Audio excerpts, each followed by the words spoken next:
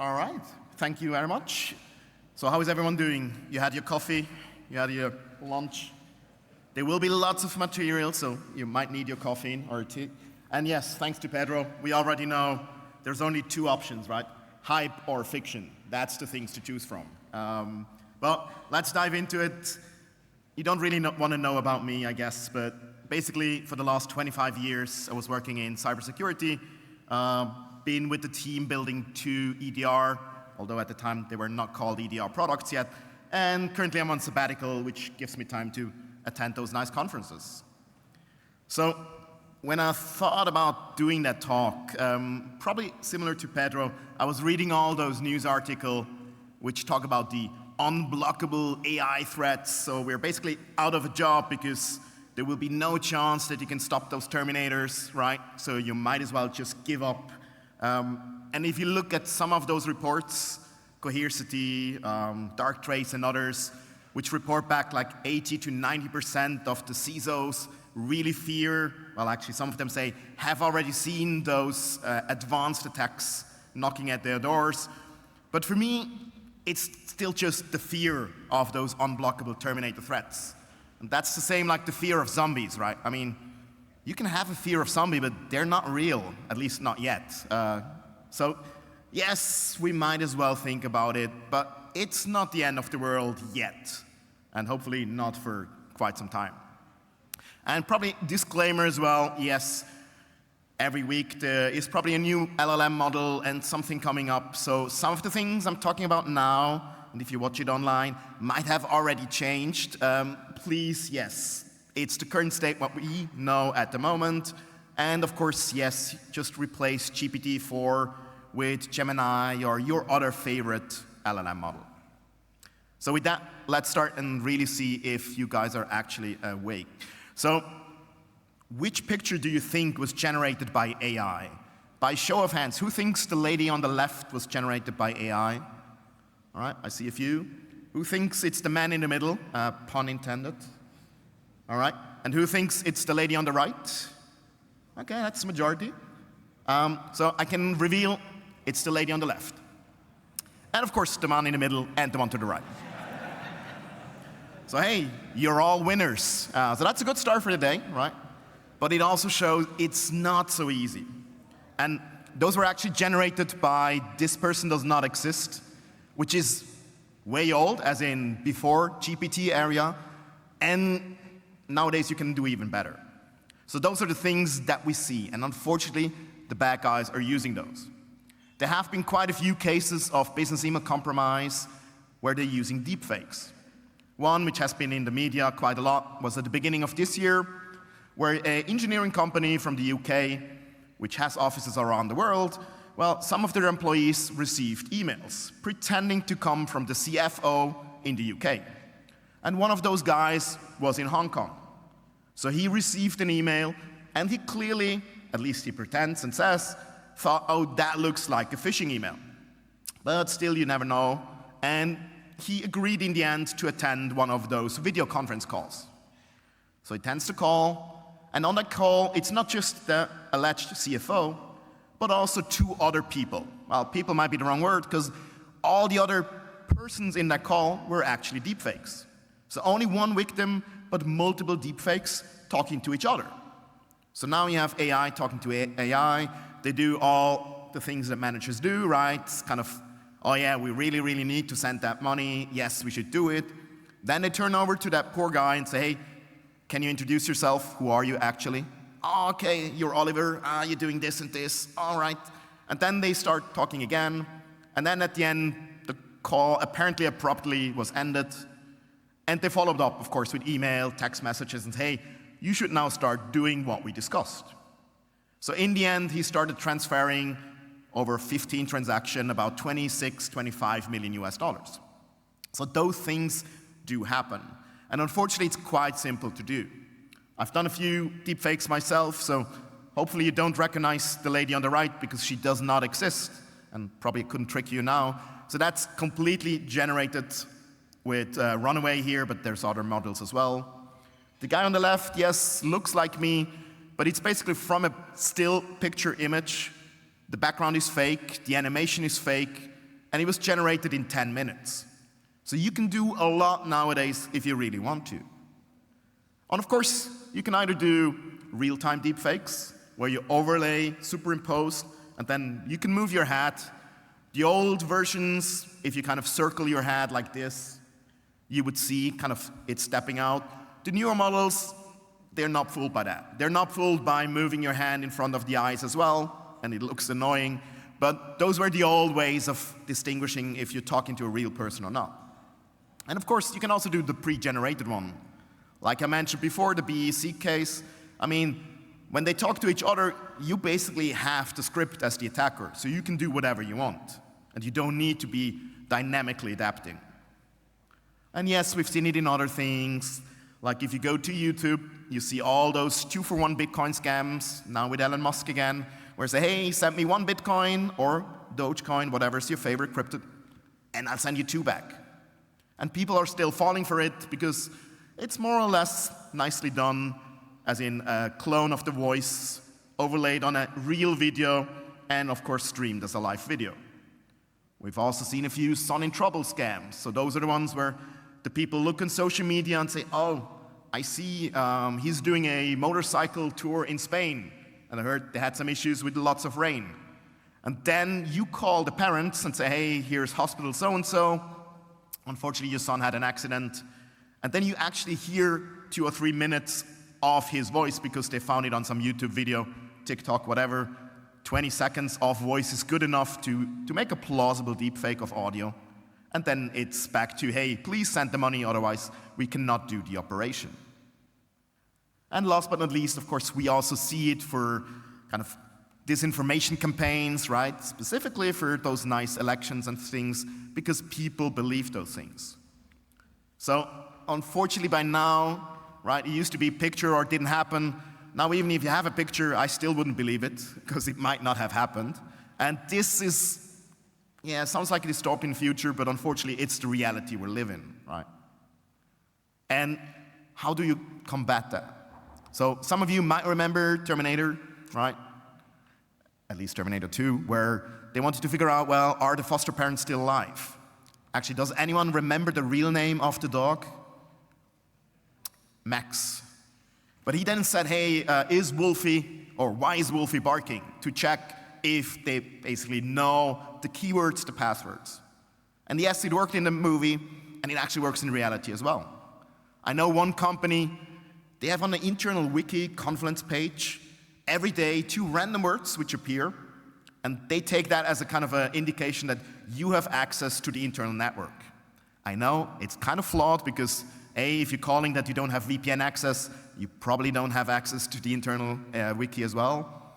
And of course, yes, social engineering and other things. But it's already a good step. There have been also another case in Italy where some guys at Ferrari received those phishing emails as well. One of them joined one of the calls. He was skeptical that it is really his boss or the boss's boss. And he then challenged and said, hey, you send me a book reference of a book that I should lead of leadership. Which book did you actually recommend? And guess what? The deepfake couldn't answer that question, and they hang up and called someone else who probably didn't post a question. But raising the bar definitely helps, right? I'm not saying that we all should now agree on some passwords, because yes, they're single use, and there's a lot of you in the room, so it doesn't really scale. Many companies are now trying to do different things in identifying if it's an old picture being used or anything else that might be able to identify. The other thing already mentioned, right, there are deepfake as a service, like OnlyFakes and other things on Telegram channel. So you can send a picture or just some recommendations. Hey, I need a completely fake identity to create my crypto exchange account. Or you say, hey, I have a leaked passport. I now need one of those selfie where I hold that same passport so I can take over and gain all the Bitcoins, Ethereum, whatever, crypto. Because very often you just need to present one of those kind of screenshots like that. You can get the simple ones for $5, videos up to a few hundred.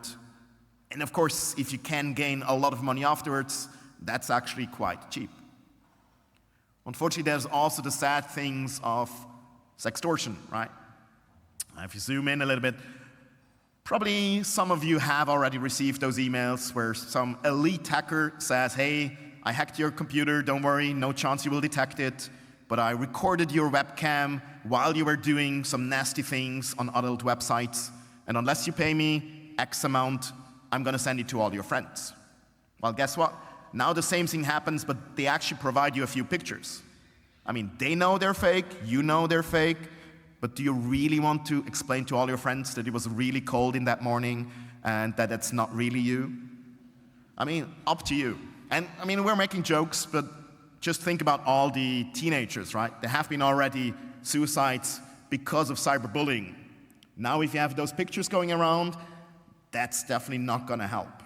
And unfortunately, there are simple nudifying apps around where you just send one picture and it sends you back the same picture without the clothes. So it's even kind of, can be in your schoolyard or whatever, so there is a context which makes it even more believable.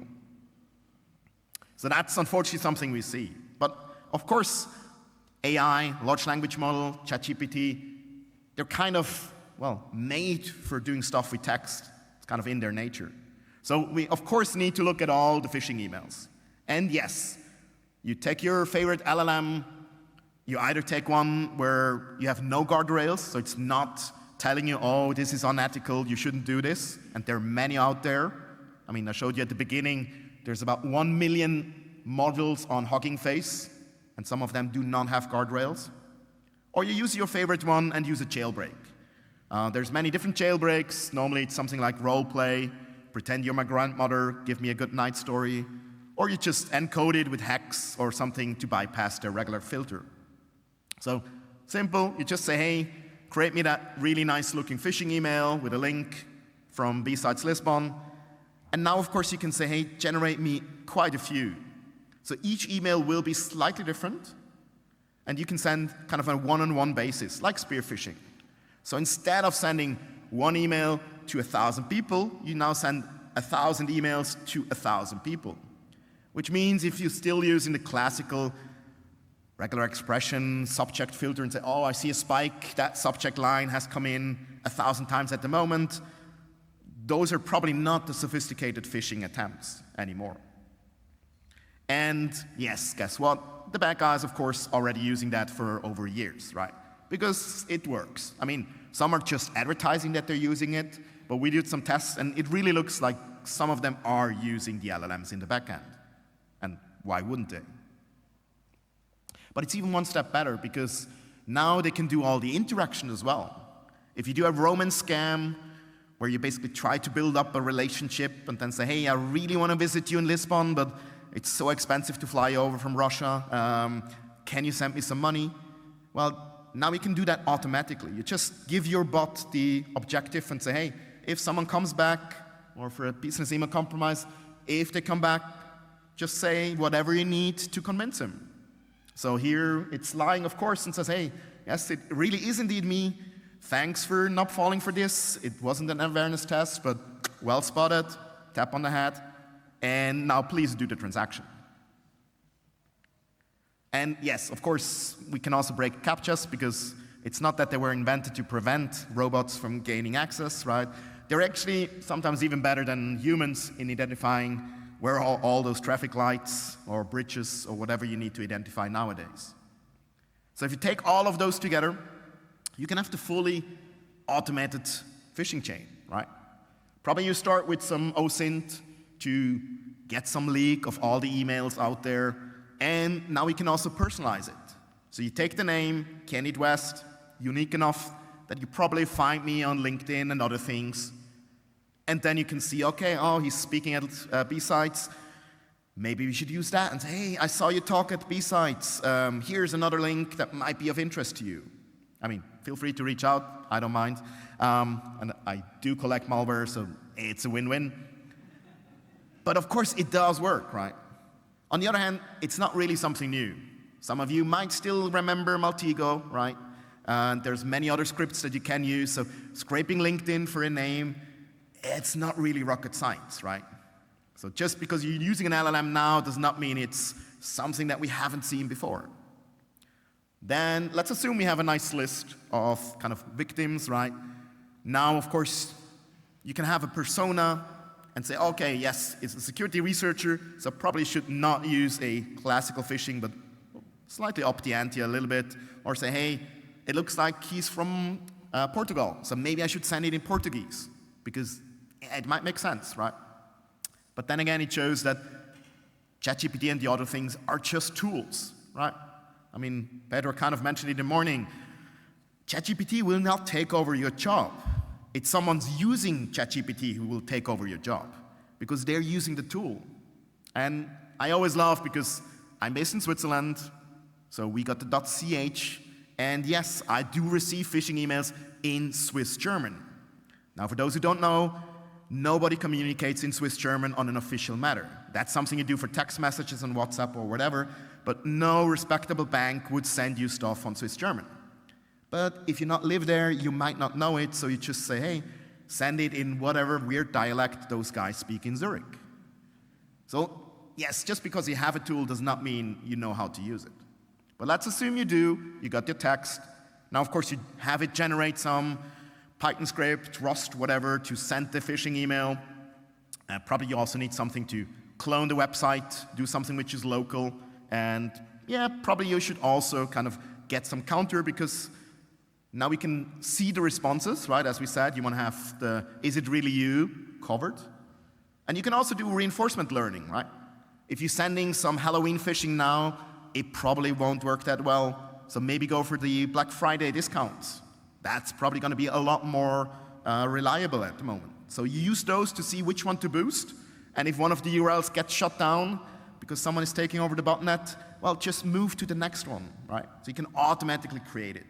So yes, you can do those, but then again, as I said, they have been doing that for decades already. It's just that now, instead of creating your own or paying someone to do the phishing as a service, you're probably going to try it with LLM, fail, and then still go back to the service, because it's still not that reliable. And my argument usually is that if perfect or good grammar was all that protected you so far from phishing, you're probably not doing it right, as in you have a big, big other issue. So there are SPF, DCAM, and other things in the header that you should look at: account takeover, zero trust, multi-factor authentication, all good things that you should have already used before, because spear phishing basically has normally quite good grammar as well. And if we look at some of the telemetry, like here from the anti-phishing working group, ChatGPT released around November 2022, so about 2 years ago.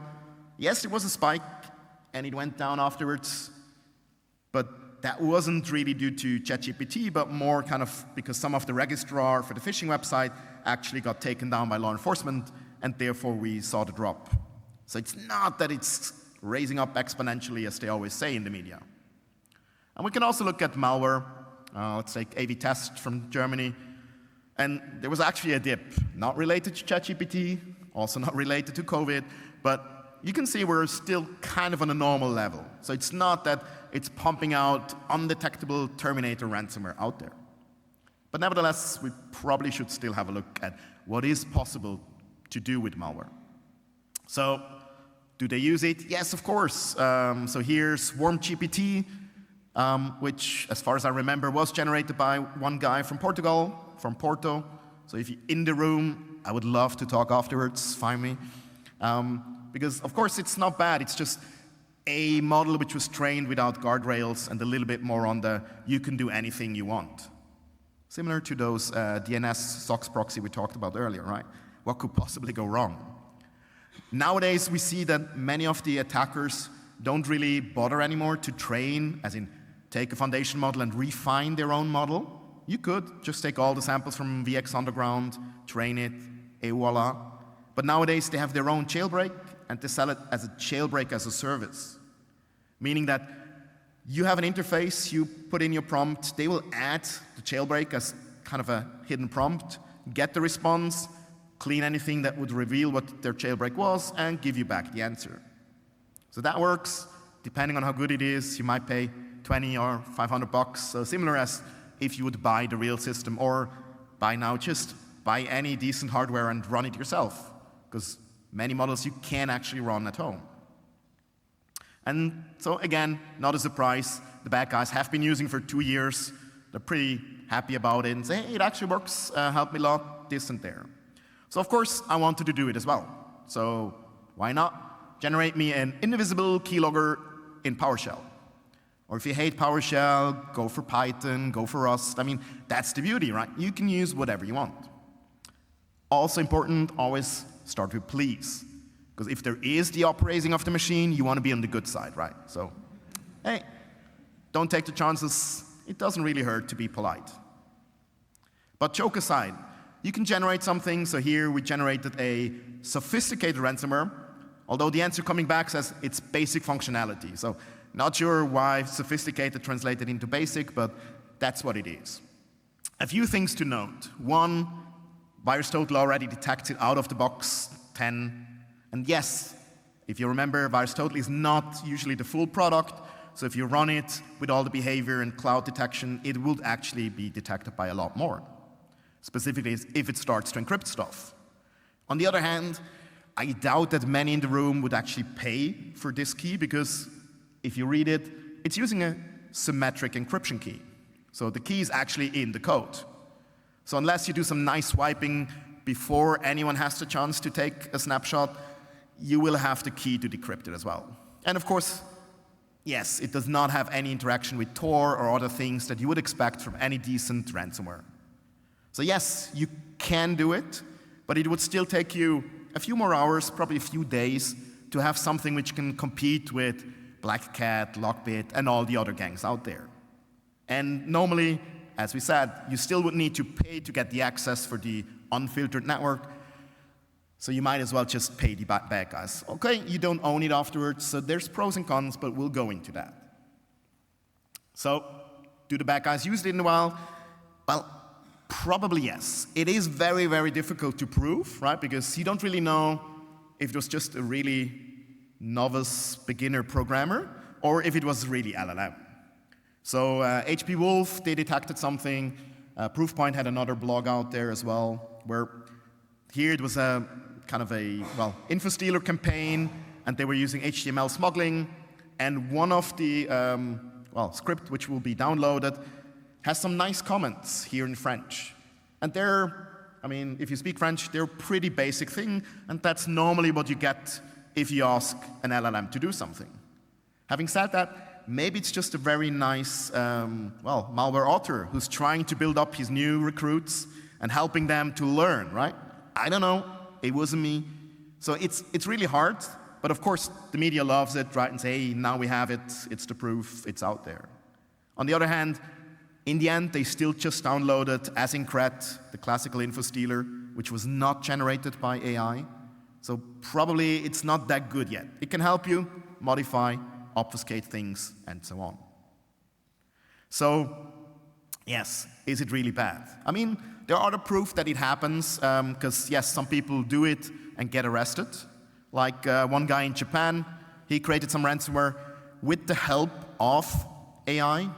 But probably he should have asked maybe for a lawyer because, yes, he got sentenced to 3 years in prison because he was not just building it but also using it. And there were 4 people in China.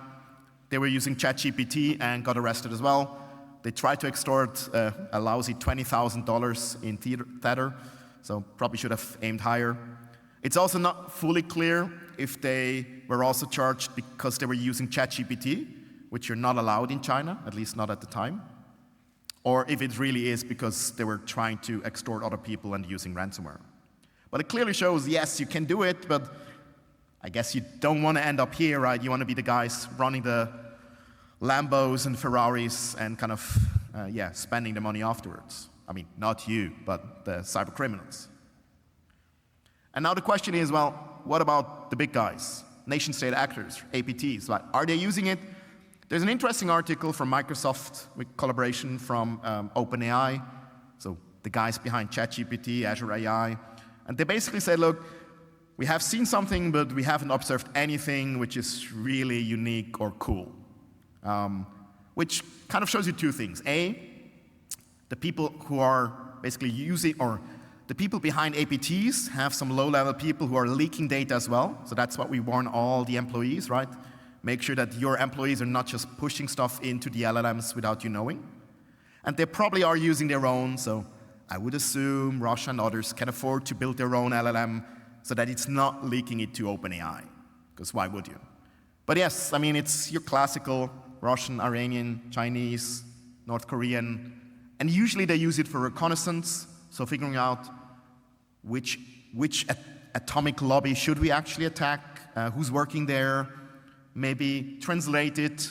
We've seen them also use that to kind of figure out how some of the, let's say, critical infrastructure targets work. So how do some of those gas station petrol pumps actually work, right? And yeah, maybe find some nice research that could be used to then use it in their attack. You never know. But it kind of shows, at least on those, it's not the end of the world yet. Well, maybe let's take one step back, right? As I said, I'm kind of upset, that's why I'm ranting, that in the media we're always talking about the AI-powered threat, the Terminator ransomware, which basically is automatically adopting itself, evading any detection, and is unblockable, unstoppable, and so on. And we'll talk about some of the examples. What we see a lot more is that it's generated by AI, or, of course, that it's supported by AI scripts. As we said, the email that sends, or the script that sends out the email might have been generated by AI. Very often overlooked are, of course, the attacks against the model itself, or the AI app, indirect prompt injection, and other things. I'll cover a few of those examples. And depending on it, the impact would actually be a lot more serious. But let's start with the polymorphic malware. Or to be more precise, it's actually metamorphic. And yes, unfortunately, because I was so old, I still worked on the polymorphic and metamorphic DOS viruses back in the days. The difference is that normally for polymorphic, you do encryption. Metamorphic really is for each infection state, it's recompiling itself, it's regenerating. So it's the same basic functionality, but the code is different. And there are a few, like Black Mamba, Chatty Catty, so proof of concepts, of course. What they do is they basically have a list of things that they want to do, and at each infection, they go to the LLM and say, hey, generate me some C#, Python, Rust, whatever code you like that can help me with persistency. And then you get something back. In about 20% of the times, it won't compile, so you have to send back the errors and say, hey, please fix it. And it says, oh, yeah, sorry, I meant to do it like this and this. And then you have a code that actually works. So yes, you can do that. On the other hand, is it really smart to have your malware basically with each infection change which persistent methods it's using, like a registry run key, going for, I don't know, hijacking some system binaries, doing a service with a cron job? Because eventually one of those will be detected by your EDR, unless you have one which is really, really crappy, which, yes, they are. But normally, it's a lot better for the APT actors to just build one, test it against your favorite EDR, XDR, and then just roll with it. And maybe have a nice backdoor as well. So if you look at it, it's actually quite similar as in the good old days with those malware as a service or toolkits, where you can also just select and say, hey, this time I want to have a sleep of 2 minutes before it does anything. I don't want replication through SMB, but I want to have this and this, and it will generate something which is completely new. Some of them just have a config file, so the code is technically still in there, but some of the smarter ones, they actually do just remove the code. So you have those as well, right? So if we look at it, the conclusion is you could already do it. And as I said, quality is normally not too good. You probably also don't want your super stealthy AI talking to ChatGPT all the time. I mean, yes, most firewalls will probably let it through, but many of the admins are actually now looking for ChatGPT because they hate it for other reasons. So you're actually kind of going into a field where you don't really want to be. And of course, the behavior is still the same. So if you start stealing wallet.txt or that, or start encrypting files, you will be blocked, regardless of what happens, because that's what normal ransomware detection does.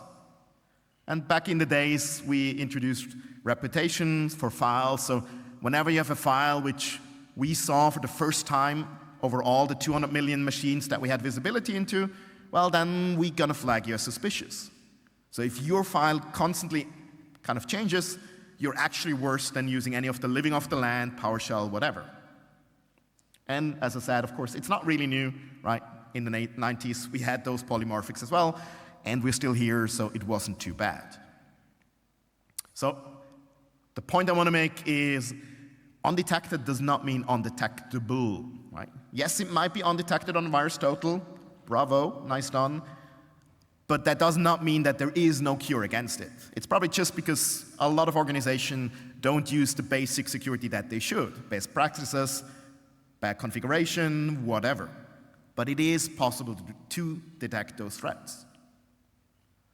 So let's take it one step further, right? Let's go for the Terminator. What is an autonomous AI? Well, there are a few proof of concepts, iSpy, for example, where they try to set a goal and then have it autonomously decide what to do. So it's similar as before. It basically talks back and forth to the AI in the background and says, hey, generate me some code. Here it was C#, and then use reflective loading to load it directly into memory. They do some error checking as well, so sometimes they need to go back and forth. But before figuring out what to do, they actually scan the local machine, as in taking a task list and say, what should I do? But if you read their white paper, they basically figure out, well, sometimes AI drifts off, right? It's really hard to say, hey, make me money, I want to buy that Lambo. Because in the end, they might just say, well, forget about that target, let's move on. But you still want to do something, because it's cool, right? So they, in the end, went for a deterministic approach and just said, oh, let's assume we can do audio capturing, video capturing, or screen capturing, and keylogging. And depending on what you see, decide which of those three you want to do. So if you have Zoom, well, let's record the video and the audio. If you have a password manager, let's record the keystrokes. Or if someone opens up an online bank account, something like that, let's do the keystroke logging. And this works pretty okay. So you don't have the actual code in the binary that you analyze, because it's downloading it afterwards. But as you can see, there are quite some limitations. Because if you want to scale that and just say, hey, whatever target it is, find the best way of not getting detected, disable the EDR if it makes sense, and then do whatever you can to make profit, it probably won't work, at least at the moment, in most cases.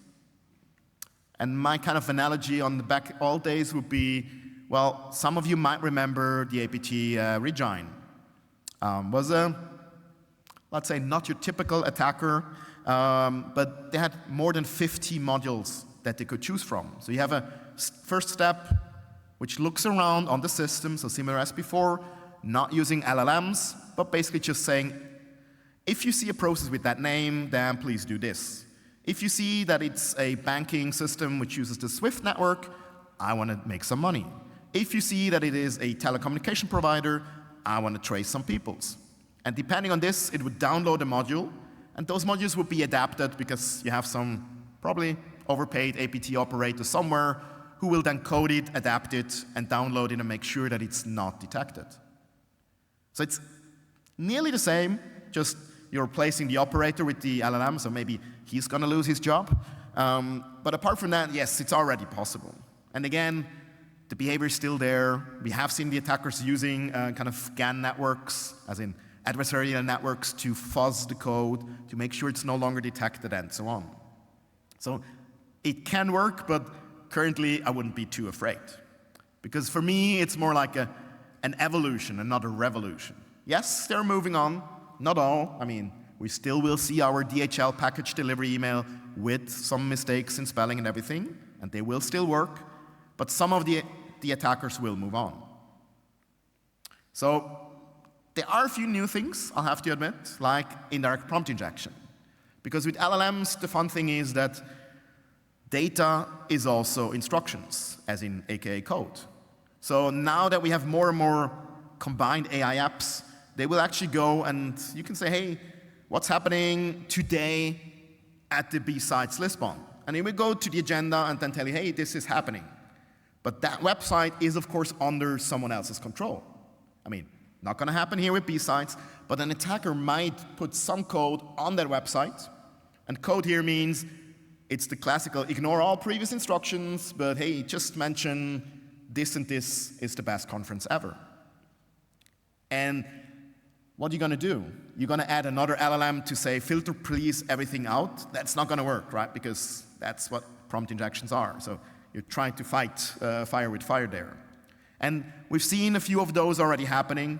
Normally, it's not attacking the LLM directly. It's just using the agents which go and fetch stuff, or the retrieval augmented generation, so RAG system, which are basically like a knowledge base. So if you have lots of information, like your email, you don't want to retrain the LLM each time you receive an email. So you build up a, let's call it database, and the LLM knows where to look up your email stuff. And guess what? That's exactly what Microsoft Copilot does. So if you use, let's say, a lot of services from Microsoft, then a lot of those things will be indexed. So you can say, hey, please summarize that document here on SharePoint. But if there is some code in there, it will execute it, as in interpret it as a new command. So that's what happened here. Notice it's the Microsoft Defender Copilot with the R. So clearly there was something in the document which kind of overrode all the other things. Or if you say, hey, fetch me that last email from Candid, suddenly now it might start exfiltrating some of your credentials through Slack, because everything is connected. And those were real vulnerabilities. Some of them are fixed, a lot are not yet.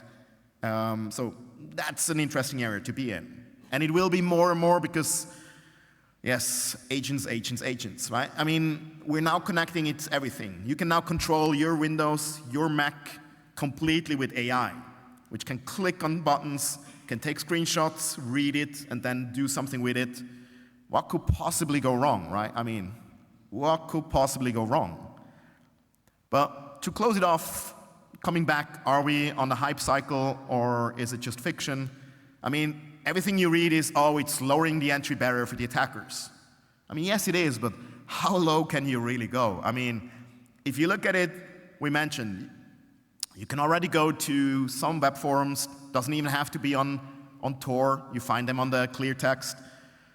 You pay for someone to give you a malware as a service, you probably get scammed, you pay again, and the next time probably you might get some malware. Again, don't do it, it's just a scenario, we all know it works. But on the other hand, yes, you can also find an LLM. You probably either need to find the jailbreak or you pay someone for the jailbreak, so money-wise, yeah, you're probably the same. But now you need to know how to ask for the right thing. Because if you just say, hey, create me some ransomware, as we saw, that's not going to help you to make millions. So you need to say, well, make one which is quite sophisticated. You can tell them, just copy everything from Lockbit. But we can detect Lockbit, so it doesn't really help you to be the next step big thing, right? And then you get something, and, well, what you do now? You need to compile it. It probably doesn't compile on first try. So you need to know a little bit about development as well. In the end, you will end up with your malware as well, but it might not be as good as you hoped for.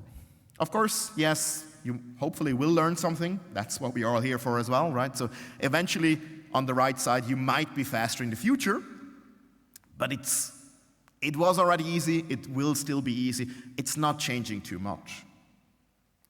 So in the end, yes, the fight is changing. We do have minimal effort for the attackers. They can generate a lot more volume, so the frequency, the volume and everything can, of course, come up. They can automate it. They can now easier personalize things, but in the end, they will just buy some script that someone else did to do exactly this. And on the Defender side, we're just going to be swamped with lots of those same things that we already know and already can protect against if we know how to use the tools. And in the end, we're probably going to end up having AI fight AI because you need to be faster in responding. So that's the thing which will definitely change.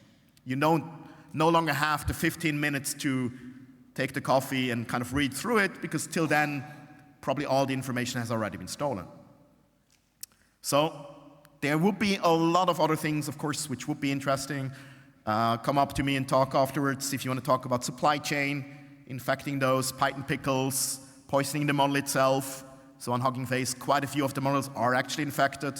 So they will inject the backdoor if you use them to code, which is fun. Prompt injection, agents. And yes, of course, you can use it to find zero-day vulnerabilities. Today it was already mentioned, Project Zero Google. They have Big Sleep, which already found the zero-day vulnerability. DARPA has the AI XCC, where a few companies actually also found vulnerabilities. Was shown at DEF CON BlackHat this year. So those things work, but it's still at the 20% mark. So your bug bounty program still might have kind of other things that AI is not finding yet. So in the end, yes, it can be used. It's probably better than your typical script kiddie, but it's not as good as the experts. So I doubt that Russian, North Korean, US, whatever nation state will move completely to AI at the moment, because it's not really worth it for them. It helps to scale, to optimize, to personalize. Most of it is just to support it, and it's not really powered by it. And of course, it helps with the deepfake. I think the deepfakes are probably the most worrisome one, because people will fall for it, they will believe it's their boss, and will start sending money. But we'll see. Maybe it's changing soon. So how to prepare? Well, get yourself one of those Terminators. Make sure it's the one that does not try to kill you. So go for the second version that hopefully will protect you. And with that, hopefully we should all be happy and can enjoy a nice beer here in Lisbon. So with that, thanks for taking attention. And yeah, I'm not sure if you have time for questions.